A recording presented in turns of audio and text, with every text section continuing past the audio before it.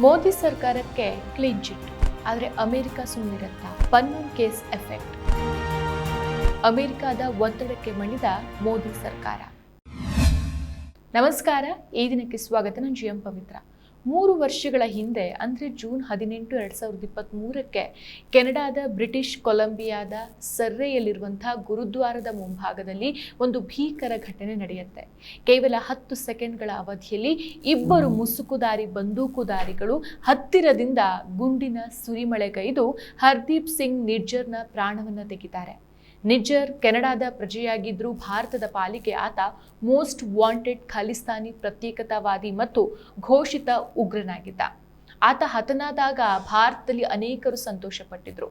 ಆದರೆ ಆ ಹತ್ಯೆಯ ನಂತರದ 26 ಸೆಕೆಂಡ್ಗಳಲ್ಲಿ ಶುರುವಾದಂಥ ರಾಜತಾಂತ್ರಿಕ ಬಿಕ್ಕಟ್ಟು ಭಾರತ ಮತ್ತು ಕೆನಡಾ ನಡುವಿನ ಸಂಬಂಧವನ್ನು ಪಾತಾಳಕ್ಕೆ ಕುಸಿಯುವಂತೆ ಮಾಡಿತು. ಕೆನಡಾದ ಆಗಿನ ಪ್ರಧಾನಿ ಜಸ್ಟಿನ್ ಟ್ರುಡೋ ಅವರು ದೇಶದ ಸಂಸತ್ತಿನಲ್ಲಿ ನಿಂತು ನೇರವಾಗಿ ಆರೋಪ ಮಾಡಿದ್ರು. ಈ ಹತ್ಯೆಯನ್ನ ಭಾರತದ ನರೇಂದ್ರ ಮೋದಿ ಸರ್ಕಾರ ಮತ್ತು ಭಾರತೀಯ ಏಜೆಂಟರುಗಳೇ ಯೋಜಿಸಿ ಕಾರ್ಯಗತಗೊಳಿಸಿದ್ದಾರೆ ಅಂತ ಅವರು ಜಗತ್ತಿನ ಮುಂದೆ ಹೇಳಿದ್ರು. ಭಾರತ ಈ ಆರೋಪವನ್ನ ಅಸಂಬದ್ಧ ಮತ್ತು ರಾಜಕೀಯ ಪ್ರೇರಿತ ಅಂತ ತಕ್ಷಣವೇ ತಳ್ಳಹಾಕ್ತು. ಆದರೆ ಅಲ್ಲಿಂದ ರಾಜತಾಂತ್ರಿಕ ಯುದ್ಧ ಶುರುವಾಯಿತು. ಉಭಯ ದೇಶಗಳು ಪರಸ್ಪರರ ಹಿರಿಯ ರಾಜತಾಂತ್ರಿಕರನ್ನ ಹೊರಹಾಕಿದ್ವು. ಕೆನಡಾ ಭಾರತೀಯ ವಿದ್ಯಾರ್ಥಿಗಳಿಗೆ ವೀಸಾ ನೀಡೋದನ್ನು ನಿರ್ಬಂಧಿಸೋಕೆ ಶುರು ಮಾಡಿತು ಮತ್ತು ಉಭಯ ದೇಶಗಳ ನಡುವಿನ ಮುಕ್ತ ವ್ಯಾಪಾರ ಮಾತುಕತೆಗಳು ಸಂಪೂರ್ಣವಾಗಿ ಹಳಿತಪ್ಪಿದ್ವು. ಈ ಉದ್ವಿಗ್ನತೆ ಸತತ 3 ವರ್ಷಗಳ ಕಾಲ ಮುಂದುವರಿತು. ಕಳೆದ 3 ವರ್ಷಗಳಿಂದ ಮುಚ್ಚೋಗಿದ್ದಂಥ ಈ ರಾಜತಾಂತ್ರಿಕ ಬಿಕ್ಕಟ್ಟಿಗೆ ನಿನ್ನೆ ಒಂದು ಯೂ-ಟರ್ನ್ ಸಿಕ್ಕಿದೆ. ಅಮೆರಿಕದ ನ್ಯಾಯಾಂಗ ಇಲಾಖೆ ತನ್ನ ಅತ್ಯಂತ ರಹಸ್ಯ ಮತ್ತು ಬೃಹತ್ ಕಾರ್ಯಾಚರಣೆಯಾದ ಆಪರೇಷನ್ ಹಾರ್ಡ್ ಬಾಲ್ ಅಡಿಯಲ್ಲಿ ದಾಖಲಾಗಿದ್ದ 3 ಫೆಡರಲ್ ದೋಷಾರೋಪಣಾ ಪಟ್ಟಿಗಳನ್ನು ಸಾರ್ವಜನಿಕವಾಗಿ ಬಿಡುಗಡೆ ಮಾಡಿದೆ. ಇದು ಭಾರತ ಮೂಲದ ಅಂತಾರಾಷ್ಟ್ರೀಯ ಸಂಘಟಿತ ಅಪರಾಧ ಮತ್ತು ಮಾದಕ ವಸ್ತು ಜಾಲದ ವಿರುದ್ಧ ಅಮೆರಿಕ ನಡೆಸಿದ ಇತಿಹಾಸದಲ್ಲೇ ಅತಿ ದೊಡ್ಡ ಕ್ರ್ಯಾಕ್ ಡೌನ್ ಆಗಿದೆ. ವಾಸ್ತವವಾಗಿ ಈ ಗ್ಯಾಂಗ್ಗಳನ್ನ ನಮ್ಮ ದೇಶದ ಸಂಸ್ಥೆಗಳೇ ಮಟ್ಟ ಹಾಕಬೇಕಾಗಿತ್ತು.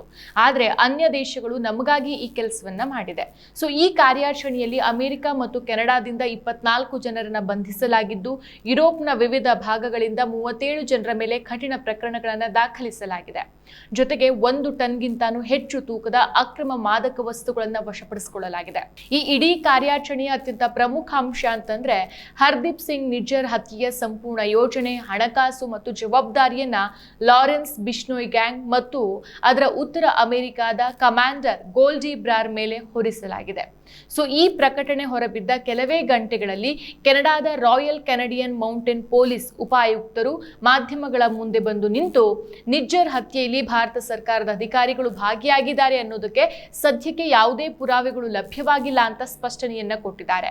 ಅಷ್ಟೇ ಅಲ್ಲ, ಈ ಅಂತಾರಾಷ್ಟ್ರೀಯ ಅಪರಾಧ ಜಾಲದ ತನಿಖೆಯಲ್ಲಿ ಭಾರತ ಸರ್ಕಾರ ತಮಗೆ ಸಂಪೂರ್ಣವಾಗಿ ಸಹಕರಿಸಿದೆ ಅಂತ ಅವರು ಒಪ್ಪಿಕೊಂಡಿದ್ದಾರೆ.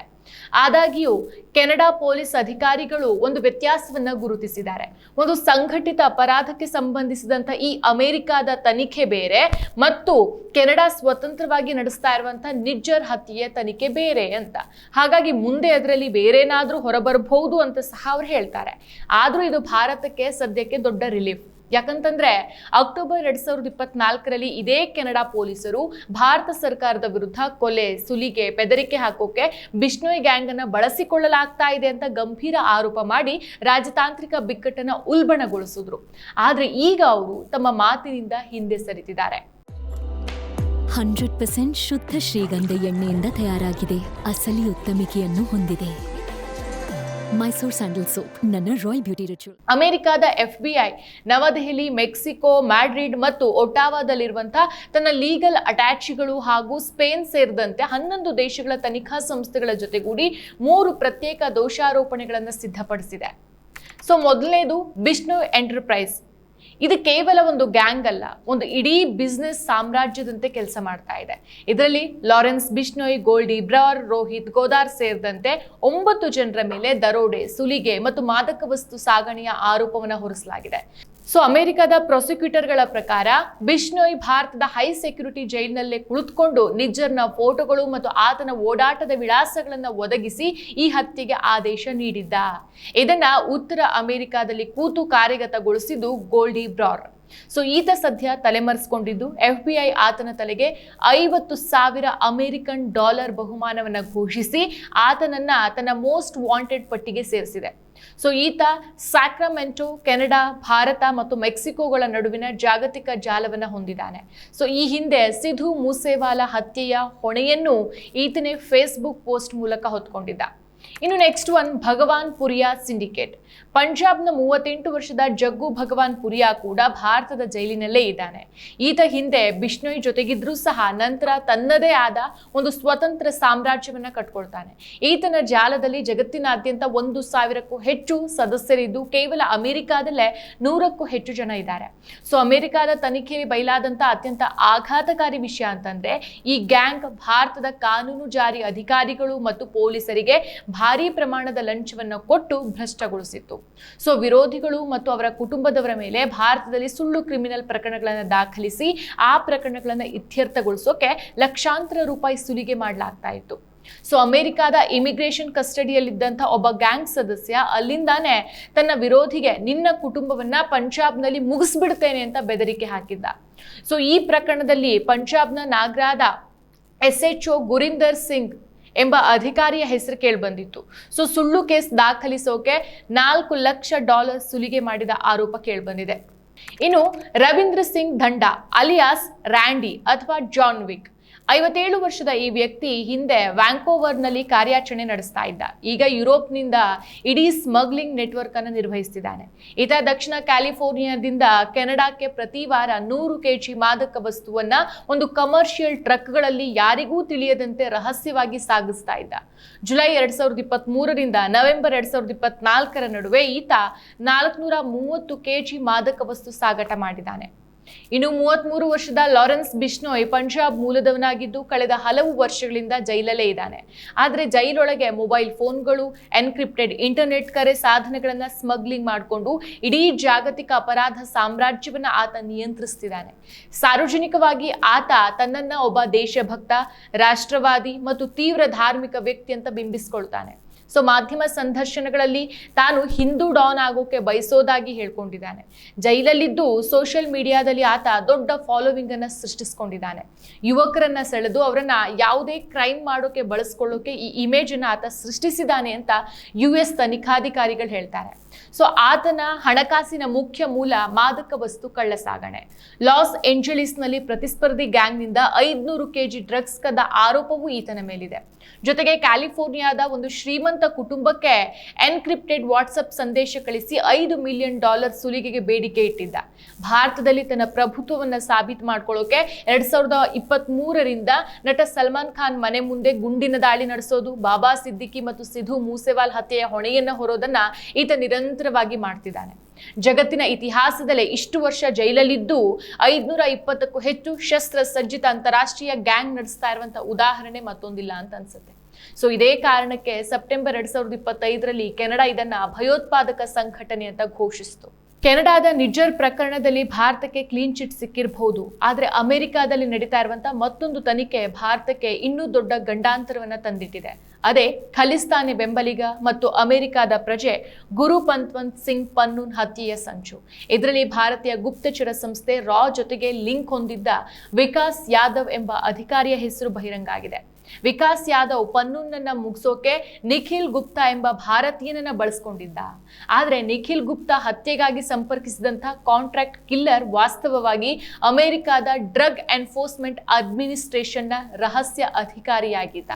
ಸೊ ಈ ಜೇಮ್ಸ್ ಬಾಂಡ್ ಶೈಲಿಯ ಕಾರ್ಯಾಚರಣೆಯಲ್ಲಿ ವಿಕಾಸ್ ಯಾದವ್ ಎಲ್ಲಾ ಬೇಸಿಕ್ ಪ್ರೋಟೋಕಾಲ್ಗಳನ್ನ ಮರೆತು ತನ್ನ ಅಧಿಕೃತ ಸಮವಸ್ತ್ರದಲ್ಲಿರುವಂತಹ ಫೋಟೋವನ್ನ ಮತ್ತು ನಿಜ್ಜರ್ ಹತ್ಯೆಯ ವಿಡಿಯೋವನ್ನ ಆ ಅಮೆರಿಕನ್ ಏಜೆಂಟ್ಗೆ ಕಳುಹಿಸಿ ಇದು ಕೇವಲ ಆರಂಭ, ಇನ್ನೂ ಸಿನಿಮಾ ಬಾಕಿ ಇದೆ ಅಂತ ಸಂದೇಶ ಕಳಿಸಿದ್ದ. ಸೊ ಅಮೆರಿಕ ಎಲ್ಲಾ ಸಾಕ್ಷ್ಯಗಳನ್ನ ಕೋರ್ಟ್ ಅಲ್ಲಿ ದಾಖಲಿಸಿತು ಮತ್ತು 5 ಐಸ್ ಇಂಟೆಲಿಜೆನ್ಸ್ ನೆಟ್ವರ್ಕ್ ಮೂಲಕ ಕೆನಡಾಕ್ಕೂ ಹಂಚಿಕೊಂಡಿತು.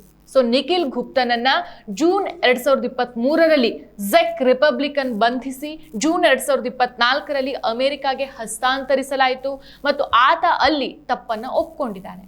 ಸೊ ಭಾರತ ಸರ್ಕಾರ ವಿಕಾಸ್ ಯಾದವ್ನನ್ನ ರೋಗ್ ಆಫೀಸರ್ಸ್ ಅಂದ್ರೆ ದಾರಿ ತಪ್ಪಿದ ಅಧಿಕಾರಿ ಅಂತ ಕರೆದು ಕೆಲಸದಿಂದ ತೆಗೆದುಹಾಕ್ತು ಮತ್ತು ಆತನನ್ನ ಭಾರತದಲ್ಲೇ ಬೇರೊಂದು ಪ್ರಕರಣದಲ್ಲಿ ಬಂಧಿಸ್ತು. ಸೊ ಕಾನೂನಿನ ಪ್ರಕಾರ ಭಾರತದಲ್ಲಿ ಕೇಸ್ ನಡೀತಾ ಇರುವಾಗ ಬೇರೆ ದೇಶಕ್ಕೆ ಹಸ್ತಾಂತರಿಸೋಕೆ ಬರೋದಿಲ್ಲ ಅನ್ನೋ ಕಾರಣಕ್ಕೆ ಅಮೆರಿಕಾಗೆ ಆತನ ಹಸ್ತಾಂತರ ತಪ್ಪಿಸೋಕೆ ಈ ಬಂಧನ ನಾಟಕ ಮಾಡಲಾಗಿದೆ ಅನ್ನೋ ಆರೋಪನೂ ಇದೆ. ಸೊ ಇಷ್ಟೆಲ್ಲ ಬೆಳವಣಿಗೆಗಳ ನಂತರನೂ ದೇಶದ ಪ್ರತಿ ನಾಗರಿಕನು ಕೇಳಬೇಕಾದಂಥ ಆದರೆ ಸರ್ಕಾರ ಉತ್ತರಿಸದ 6 ಪ್ರಮುಖ ಮತ್ತು ಕಠಿಣ ಪ್ರಶ್ನೆಗಳಿದೆ. ಮೊದಲನೇದು, ಬಿಷ್ಣೋಯ್ ಗ್ಯಾಂಗ್ಗೆ ಮಾಹಿತಿ ನೀಡಿದ್ದು ಯಾರು?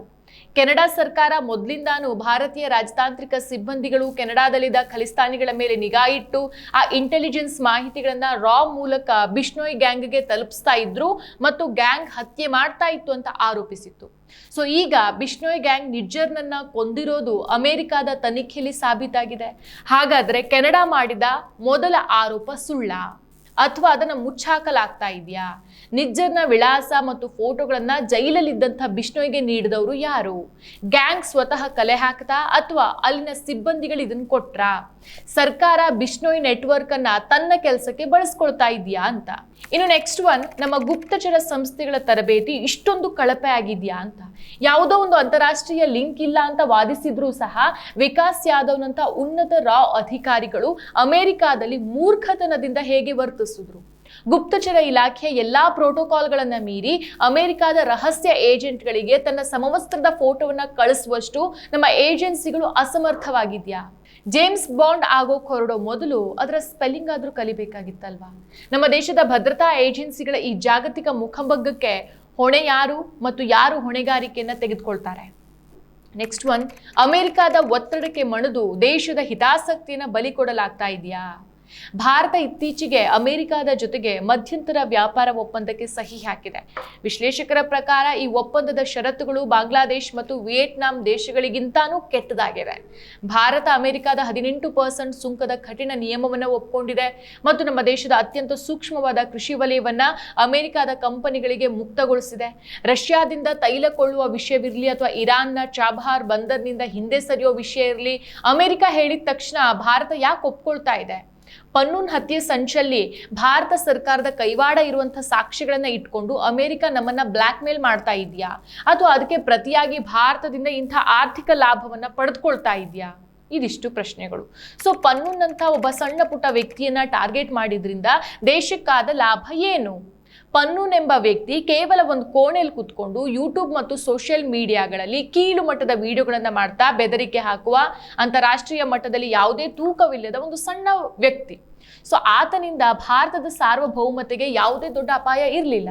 ಸೊ ಅಂಥವನನ್ನ ಜಾಗತಿಕ ಮಟ್ಟದ ರಿಸ್ಕ್ ತಗೊಂಡು ಹತ್ಯೆ ಮಾಡೋಕ್ ಹೋಗಿ ಆತನಿಗೆ ಅಂತಾರಾಷ್ಟ್ರೀಯ ಮಟ್ಟದಲ್ಲಿ ಹೀರೋ ಪಟ್ಟ ಕೊಟ್ಟಿದ್ ಯಾಕೆ? ನಿಜವಾಗ್ಲೂ ಭಾರತ ತನ್ನ ಶಕ್ತಿನ ಪ್ರದರ್ಶಿಸಬೇಕಾಗಿದ್ರೆ ದಾವೂದ್ ಇಬ್ರಾಹಿಂ ಅಥವಾ ಮಸೂದ್ ಅಜರ್ನಂತಹ ನಿಜವಾದ ಜಾಗತಿಕ ಭಯೋತ್ಪಾದಕರನ್ನ ಮುಗಿಸ್ಬೇಕಿತ್ತಲ್ವಾ? ಸೊ ಪನ್ನೂನನ್ನ ಟಾರ್ಗೆಟ್ ಮಾಡಿದ್ರಿಂದ ದೇಶದ ಇಮೇಜ್ ಹಾಳಾಗಿದ್ದು ಬಿಟ್ರೆ ಬೇರೆ ಏನ್ ಸಿಕ್ತು? ಸೊ ಜೈಲಲ್ಲೇ ಲಾರೆನ್ಸ್ ಬಿಷ್ಣೋಯ್ ಇಷ್ಟೊಂದು ಐಷಾರಾಮಿಯಾಗಿ ಬೆಳೆಯೋಕೆ ಹೇಗೆ ಸಾಧ್ಯ ಆಯಿತು? ಲಾರೆನ್ಸ್ ಬಿಷ್ಣೋಯ್ ದೇಶದ ಅತ್ಯಂತ ಕಠಿಣ ಜೈಲಲ್ಲಿದ್ದಾನೆ ಅಂತ ಗೃಹ ಸಚಿವಾಲಯ ಹೇಳುತ್ತೆ. ಆದರೆ ವಾಸ್ತವದಲ್ಲಿ ಆತ ಜೈಲಲ್ಲಿ ಅತ್ಯಂತ ರಾಜಾತಿರಾಜನಂತೆ ಐಷಾರಾಮಿ ಜೀವನವನ್ನ ನಡೆಸ್ತಿದ್ದಾನೆ. 40ರಿಂದ 50 ಜನ ಇರುವಂತಹ ಇಡೀ ಬ್ಯಾರಕ್ ಆತನೊಬ್ಬನಿಗೆ ಮೀಸಲಿಡಲಾಗಿದೆ. ಅಲ್ಲಿಂದಾನೇ ಆತ ಫೋನ್, ಇಂಟರ್ನೆಟ್ ಬಳಸಿ ಅಂತಾರಾಷ್ಟ್ರೀಯ ಡ್ರಗ್ ನೆಟ್ವರ್ಕ್ಗಳನ್ನ ನಡೆಸ್ತಿದ್ದಾನೆ. ಭಾರತದ ದೊಡ್ಡ ಉದ್ಯಮಿಗಳು, ರಾಜಕಾರಣಿಗಳನ್ನ ಕೊಲೆ ಮಾಡ್ತಿದ್ದಾನೆ ಮತ್ತು ತನ್ನ ಗ್ಯಾಂಗ್ ಅನ್ನ 500ಕ್ಕೂ ಹೆಚ್ಚು ಜನರಿಗೆ ವಿಸ್ತರಿಸಿದ್ದಾನೆ. ದೇಶದಲ್ಲಿ ಕಾನೂನು ಜಾರಿ ಸಂಸ್ಥೆಗಳು, ಗುಪ್ತಚರ ಇಲಾಖೆ ಮತ್ತು ಗೃಹ ಸಚಿವರು ಕಣ್ಮುಚ್ಚಿ ಕುಳಿತಿದ್ದಾರಾ ಅಥವಾ ಭಸ್ಮಾಸುರನನ್ನ ಅವರೇ ಪೋಷಿಸ್ತಿದ್ದಾರಾ? ಇದಕ್ಕೆ ಯಾರು ಉತ್ತರ ಕೊಡ್ತಾರೆ? ಸೊ ಬಿಷ್ಣೋಯ್ನನ್ನ ಅಮೆರಿಕಾಗೆ ಹಸ್ತಾಂತರಿಸ್ತಾರಾ? ಇದೊಂದು ಪ್ರಶ್ನೆ. ಅಮೆರಿಕ ಸರ್ಕಾರ ಬಿಷ್ಣೋಯ್ ವಿರುದ್ಧ ದೋಷಾರೋಪಣೆ ಹೊರಿಸಿದ್ದು ಆತನನ್ನ ಆದಷ್ಟು ಬೇಗ ತಮಗೆ ಹಸ್ತಾಂತರಿಸಬೇಕು ಅಂತ ಭಾರತವನ್ನ ಕೇಳ್ತಾ ಇದೆ. ಸೊ ಸರ್ಕಾರದ ಅಂಧಾಭಿಮಾನಿಗಳು ಹೇಳುವಂತೆ ಭಾರತ ಸರ್ಕಾರ ಯಾವುದೇ ತಪ್ಪು ಮಾಡಿಲ್ಲ ಅಂತಂದ್ರೆ ಬಿಷ್ಣೋಯ್ನನ್ನ ಅಮೆರಿಕಾಗೆ ಹಸ್ತಾಂತರಿಸಿ ಸತ್ಯ ಹೊರಬರೋಕ್ ಬಿಡ್ಬೇಕಲ್ವಾ? ಆದ್ರೆ ಸ್ಟಾಂಪ್ ಪೇಪರ್ ಮೇಲೆ ಬರೆದಿಟ್ಕೊಳ್ಳಿ, ಬಿಷ್ಣೋಯ್ನನ್ನ ಭಾರತ ಸರ್ಕಾರ ಎಂದಿಗೂ ಅಮೆರಿಕ ಕಳಿಸೋದಿಲ್ಲ. ದೆಹಲಿ ಜೈಲಲ್ಲೂ ಹಿಡಿದ ಆತನನ್ನ ಅತ್ಯಂತ ಸುರಕ್ಷಿತವಾಗಿ ಗುಜರಾತ್ನ ಸಾಬರಮತಿ ಆಶ್ರಮದಿಂದ ಕೇವಲ 3 ಕಿಲೋಮೀಟರ್ ದೂರದಲ್ಲಿರುವಂತಹ ಸಾಬರಮತಿ ಜೈಲಲ್ಲಿ ಇಡಲಾಗಿದೆ. ಗಾಂಧೀಜಿಯವರ ಆಶ್ರಮದ ಪಕ್ಕದಲ್ಲೇ ಜೈಲೊಳಗೆ ಆತ ಸುರಕ್ಷಿತವಾಗಿದ್ದಾನೆ. ಆತನನ್ನ ಕಳುಹಿಸಿದ್ರೆ ಸರ್ಕಾರದ ರಹಸ್ಯಗಳು ಬಯಲಾಗಬಹುದು ಅನ್ನೋ ಭಯನೇ ಇದಕ್ಕೆ ಕಾರಣನ. ಕೆನಡಾದಿಂದ ಸದ್ಯಕ್ಕೆ ಭಾರತಕ್ಕೆ ನಿಜ್ಜರ್ ಪ್ರಕರಣದಲ್ಲಿ ತಾತ್ಕಾಲಿಕ ರಿಲೀಫ್ ಸಿಕ್ಕಿರಬಹುದು. ಆದರೆ ಅಮೆರಿಕ ಮಾತ್ರ ಬಿಷ್ಣೋಯ್ ಜಾಲ ಮತ್ತು ಪನ್ನೂನ್ ಹತ್ಯೆ ಸಂಚಿನ ಇಡೀ ಕಟು ಸತ್ಯ ಮತ್ತು ಸಾಕ್ಷಿಗಳನ್ನ ತನ್ನ ಕೈಯಲ್ಲಿ ಇಟ್ಕೊಂಡು ಮುಂದಿನ ದಿನಗಳಲ್ಲಿ ಭಾರತ ಸರ್ಕಾರದ ಮೇಲೆ ತನಗೆ ಬೇಕಾದಂತೆ ಒತ್ತಡ ಹೇರೋಕೆ ಮತ್ತು ಬ್ಲ್ಯಾಕ್ ಮೇಲ್ ಮಾಡೋಕೆ ಇಡೀ ಪ್ರಕರಣವನ್ನ ಒಂದು ಪ್ರಬಲವಾದ ದಾಳವಾಗಿ ಬಳಸ್ಕೊಳ್ಳೋದ್ರಲ್ಲಿ ಯಾವುದೇ ಅನುಮಾನ ಇಲ್ಲ. ಮತ್ತಷ್ಟು ವಿಶೇಷ ವಿಡಿಯೋಗಳನ್ನು ನೋಡಲು ಮತ್ತು ಹೊಸ ವಿಡಿಯೋಗಳ ಬಗ್ಗೆ ತಿಳಿಯಲು ಈ ದಿನ .com ಯೂಟ್ಯೂಬ್ ಚಾನೆಲ್ ಸಬ್ಸ್ಕ್ರೈಬ್ ಮಾಡಿ ಮತ್ತು ಬೆಲ್ ಐಕಾನ್ ಕ್ಲಿಕ್ ಮಾಡಿ.